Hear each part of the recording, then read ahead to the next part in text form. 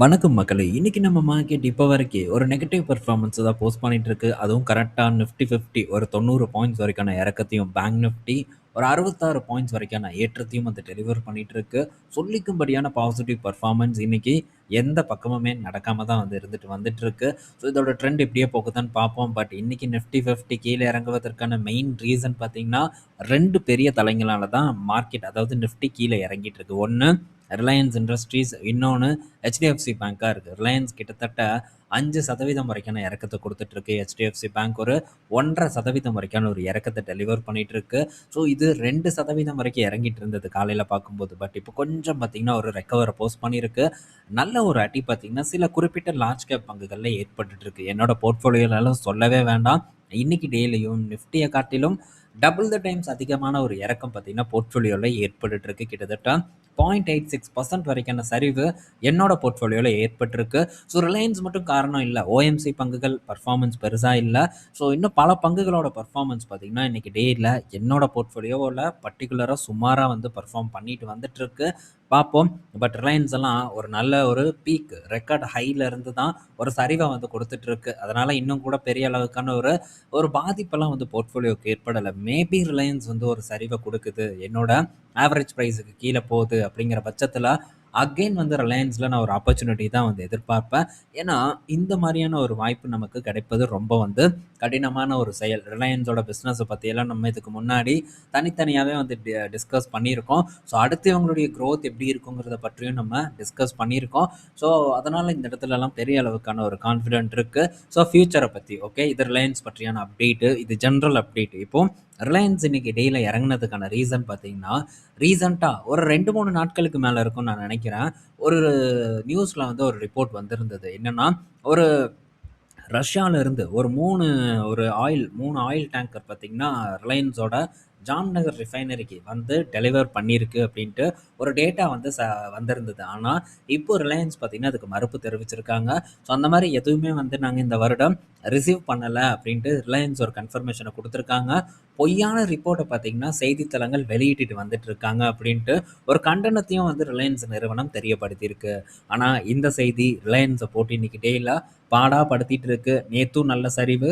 இன்னைக்கு ரொம்ப ரொம்ப நல்ல சரிவு அப்படின்னு சொல்லலாம். அது போக இந்த OMC கம்பெனிஸ் எடுத்துக்கிட்டா BPCL 2.25%, இந்துஸ்தான் பெட்ரோலியம் ஒரு 2.5%, IOCL பார்க்கும்போது ஒரு 1.25%, கெயில் பார்க்கும்போது ஒரு 1.25% அப்படின்ட்டு பலதும் பார்த்தீங்கன்னா, இன்னைக்கு டேல நல்ல ஒரு இறக்கத்த வந்து டெலிவர் பண்ணிட்டு இருக்கு. ஸோ நிக்குதா அப்படிங்கிறதெல்லாம் நம்ம பொறுத்திருந்து பார்க்கணும். பட் இதெல்லாம் நல்ல ரிட்டர்ன் குடுத்த பங்குகள் தான். ஸோ நம்ம தொடர்ந்து ட்ராக் பண்ணுவோம். அடுத்து இருக்கக்கூடிய ஆப்பர்ச்சுனிட்டீஸ மட்டும் இப்போதைக்கு நம்ம தெளிவா வந்து ட்ராக் பண்ணி ஃபோக்கஸ் பண்றதுக்கு வந்து ட்ரை பண்ணுவோம். ஸோ மிச்சம் ஆப்பர்ச்சுனிட்டி இல்லாதெல்லாம் ரொம்ப பெருசா வந்து நம்ம ஓவரா வந்து ட்ராக் பண்ணிட்டு இருப்பதுல எந்த ஒரு அர்த்தமும் இல்ல. எப்பவும் போல செய்திய கேட்டுக்குவோம்.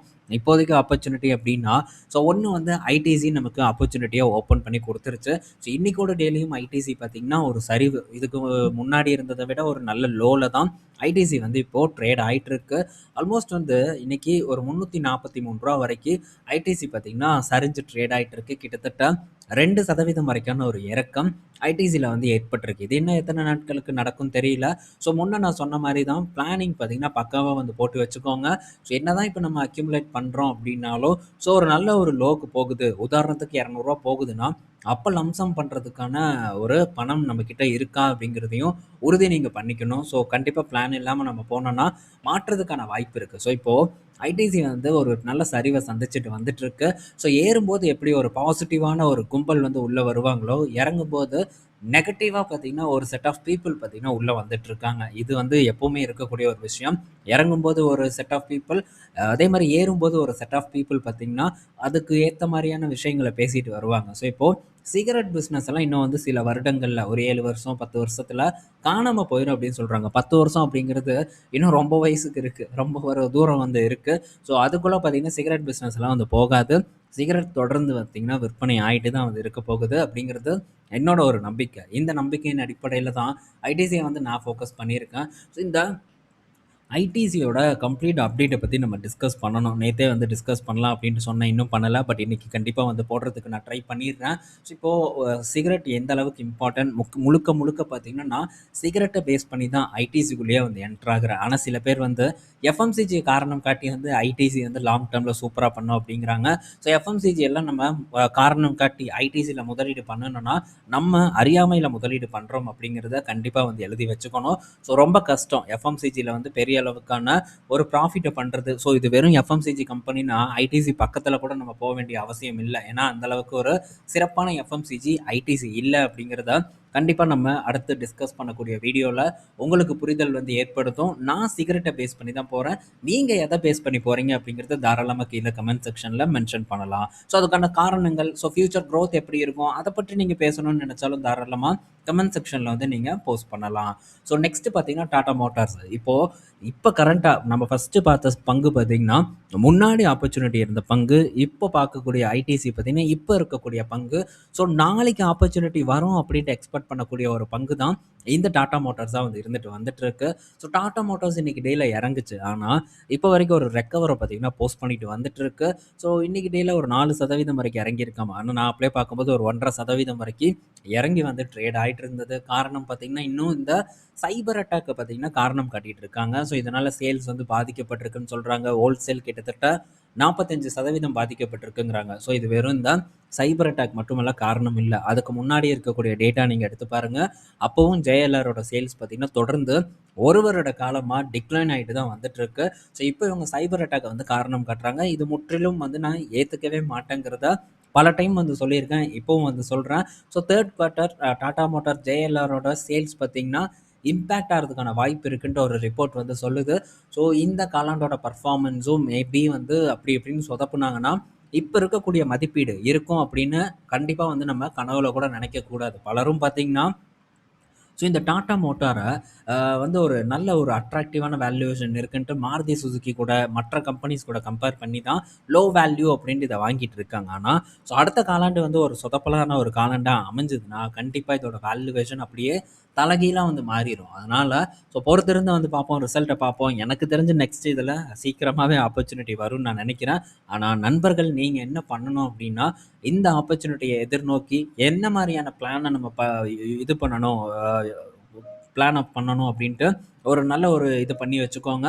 அதுக்கேற்ற மாதிரியான ஃபண்டையும் பார்த்தீங்கன்னா நீங்கள் ரெடி பண்ணி வச்சுக்கணுங்கிறது தான் என்னோட ஒரு ரிக்வஸ்ட்டாக இருக்குது. அதுக்கப்புறம் நீங்கள் ஈஸியாக உங்களுடைய பிளானை யூட்டிலைஸ் பண்ணுறதுக்கு கரெக்டாக வந்து இருக்கும். ஸோ இதை மட்டும் மைண்டில் வச்சுக்கோங்க. நெக்ஸ்ட்டு விரைவில் இதில் வாய்ப்பு வரலாம் அப்படின்னு நான் நினைக்கிறேன். ஸோ இந்த மாதிரி பல ஆப்பர்ச்சுனிட்டிஸ் வரும். நம்ம போர்ட்ஃபோலியோவும் வெல் டைவர்சிஃபைடாக மாறும். லாங் டேர்மில் ஒரு நல்ல பர்ஃபார்மன்ஸை டெஃபினட்டாக ஏற்படுத்தி கொடுக்குங்கிறது என்னுடைய ஒரு கருத்து. ஸோ நெக்ஸ்ட்டு பார்த்தீங்கன்னா ஸோ இப்போது மகேந்திரா நேற்று அவங்களுடைய எக்ஸ்யூவி 7XO வந்து லான்ச் பண்ணாங்க. ஸோ இது எக்ஸ்யூவி 700ஓட அடுத்த ஃபேஸ் லிஃப்ட் மாடலில் தான் இருக்குது. ஸோ இந்த மாடல் எத்தனை பேர் நேற்று பார்த்தீங்கன்னு தெரில. ஸோ பர்சனலாக எனக்கு இந்த மாடல் பார்த்தீங்கன்னா கொஞ்சம் பிடிக்காத மாதிரி தான் இருக்குது. பழைய எக்ஸ்யூவி 700வே ரொம்ப சூப்பராக இருந்த மாதிரி இருக்குது. இது அது இதுன்னு என்னென்னமோ பண்ணி ஒரு மாதிரி தான் இருக்குது. அதுவும் இன்டீரியர் எல்லாம் பார்க்கும்போது இவங்க ஏதோ கான்செப்ட்லாம் கொண்டு வந்திருக்காங்க. ஸோ இன்டீரியரும் கொஞ்சம் வந்து சொதப்பி வச்சுருக்கிற மாதிரி தான் நான் ஃபீல் பண்ணுறேன். எத்தனை பேர் இந்த வண்டியோட ரிவ்யூ பார்த்தீங்க, நேற்று லான்ச்சை பார்த்தீங்க?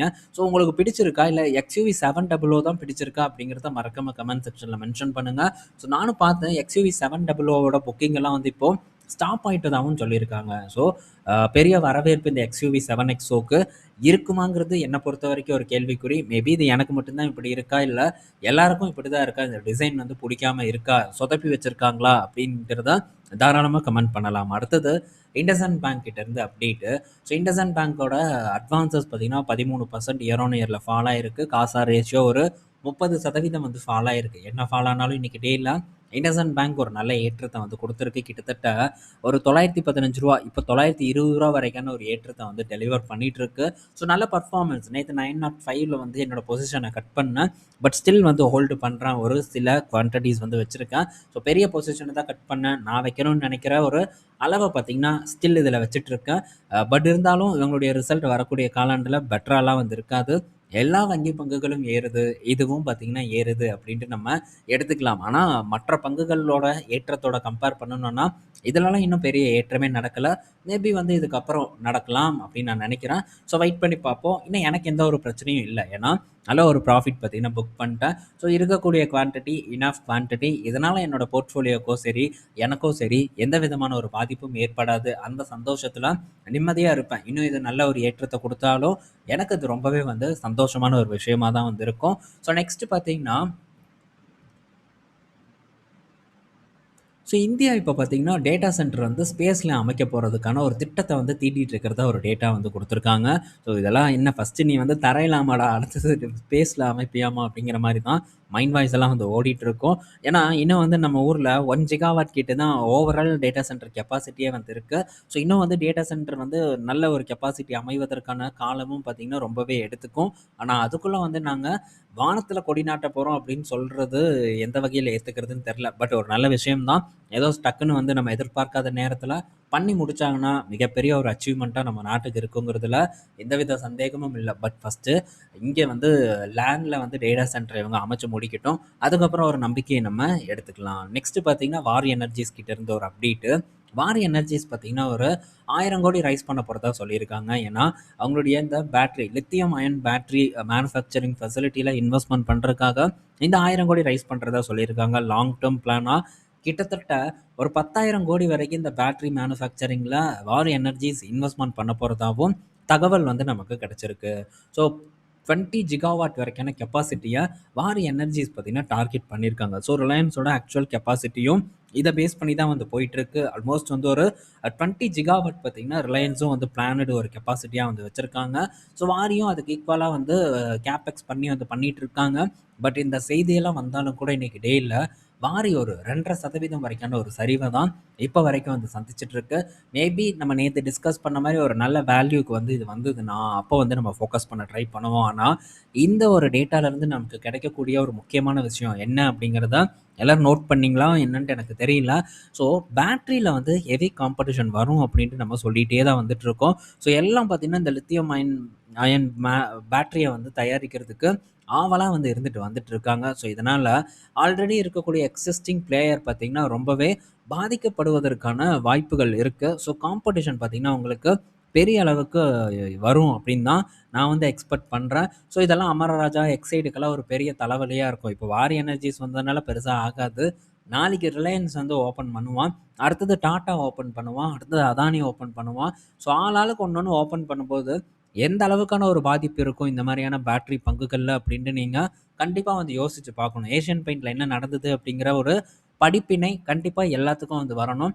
மார்க்கெட் லீடர் அதுவும் பெரிய ஒரு நிறுவனம் வேற ஒரு பங்கு வந்து இந்த மாரி நாங்க பெயிண்ட் பண்றோம் அப்படின்னு சொன்னதும், ஏசியன் பெயிண்டோட பெர்ஃபார்மன்ஸ் எப்படி போச்சு. ஆனா, இந்த மாரியான சிறு நிறுவனங்கள் அமரராஜாலாம் பெரிய அளவுக்கு ஒரு நிறுவனம் அப்படின்னு சொல்ல முடியாது. ரிலையன்ஸ், டாடா கூடலாம் கம்பேர் பண்ணும்போது, ஸோ காம்படிஷன் ஹெவியா வந்து இருக்கும். ஸோ அதனால பங்கு இருந்ததுன்னா, முடிஞ்ச அளவுக்கு டீட்டெயில்டா வந்து அனாலிசிஸ் பண்ணி ஒரு முடிவெடுங்க. அதுவும் குறிப்பா புதுசா வாங்கணும்னு நெனைக்கிறவங்க, இன்னும் ரொம்ப வந்து டைம் ஸ்பெண்ட் பண்ணி, ரிசர்ச் பண்ணி, அதுக்கப்புறம் அந்த பங்க நீங்க வாங்குறத பத்தி திங்க் பண்ணணுங்கிறது என்னுடைய ஒரு ரிக்வெஸ்ட்டா இருக்கு. அடுத்தது பார்த்தீங்கன்னா, மதர்சன் கிட்ட இருந்து ஒரு அப்டேட்டு.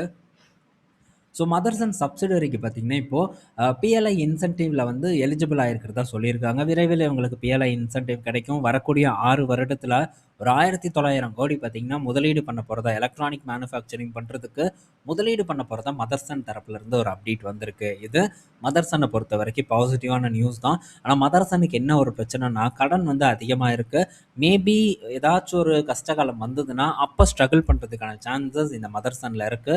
ஸோ நம்ம இப்போ பார்த்தீங்கன்னா, இந்த நிறுவனங்களோட டிஃபிகல்டீஸ பத்தி தான் டிஸ்கஸ் பண்ணிட்டு இருக்கோம். இது வந்து ரொம்பவே வந்து முக்கியமான ஒண்ணு. இன்னைக்கு டேல நல்லா பண்ணிட்டு இருக்கு அப்படிங்கிறதுக்காக நம்ம இந்த மாரி நிறுவனங்கள் பக்கம் போகக்கூடாது. நாளைக்கு இந்த மாரியான பஞ்சாயத்து வரலாமா அப்படிங்கிறத நம்ம அசஸ் பண்ணிட்டே வந்து இருக்கணும். அப்படி நம்ம பண்ணிட்டே இருக்கும்போது, இதுக்கு என்ன வேலை நம்ம குடுக்க முடியும் அப்படிங்கிற ஒரு அண்டர்ஸ்டாண்டிங் உங்களுக்கு வரும். அதுக்காக தான் இத நான் தொடர்ந்து வந்து உங்க கூட ஷேர் பண்ணிட்டு இருக்கேன். நெக்ஸ்ட் பார்த்தீங்கன்னா, ஸோ இப்போ இந்தியா, இஸ்ரேல் நடுவுல ஒரு பேச்சுவார்த்தை போயிட்டுருக்கு. எஸ்பிஐ பார்த்தீங்கன்னா, சில டிரான்சாக்ஷன் பண்ண போறதா சொல்லியிருக்காங்க. எப்படின்னா, இப்போ இஸ்ரேல் அண்ட் இந்த இந்தியா 2 பேருக்கும் நடக்கக்கூடிய வர்த்தகங்கள் வந்து அவங்க அவங்களுடைய கரன்சிலயே வந்து நடக்கும் அப்படிங்கிற மாரியான ஒரு பேச்சுவார்த்தை போயிட்டுருக்கு. அப்படி நடந்ததுன்னா, அந்த டிரான்சாக்ஷன் எஸ்பிஐ மூலியமா நடக்கும் அப்படின்ட்டும் நமக்கு ஒரு தகவல் வந்து கிடைச்சிருக்கு. ஸோ ரூபாயில வந்து ட்ரேட் நடக்கிறது, அதுவும் இஸ்ரேல் கூட நடக்கிறது, இது நமக்கு பெரிய ஒரு அச்சீவ்மெண்ட் அப்படின்னே வந்து சொல்லலாம். படிப்படியா நம்மளும் வந்து உயர்த்தி கொண்டு போயிட்டே தான் வந்துட்டுருக்கோம். ஆனா இது நடக்குதா அப்படிங்கிறத நம்ம வெயிட் பண்ணி வந்து பார்ப்போம். இப்போதைக்கு ஒரு பேச்சுவார்த்தை தான் ஓடிட்டுருக்கு. அடுத்தது நேத்து நைட் ஒரு டேட்டா வந்தது. அது என்னன்னா, ஹட்சனோட Q3 ரிசல்ட் பார்த்தீங்கன்னா, WhatsAppல வந்து லீக் ஆனதா ஒரு டேட்டா வந்து குடுத்துருக்காங்க.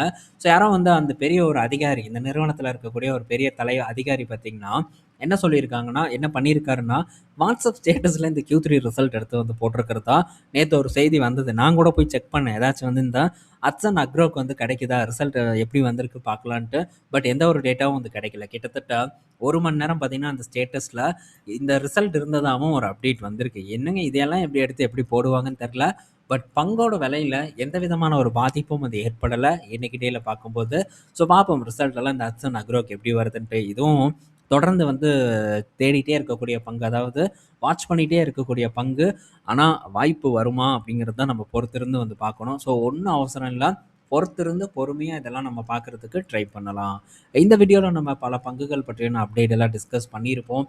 பயனுள்ளதா இருக்கும்னு நான் நினைக்கிறேன். ஈவினிங் நம்ம இன்னொரு வீடியோல மீட் பண்ணுவோம். பாய் மக்களே!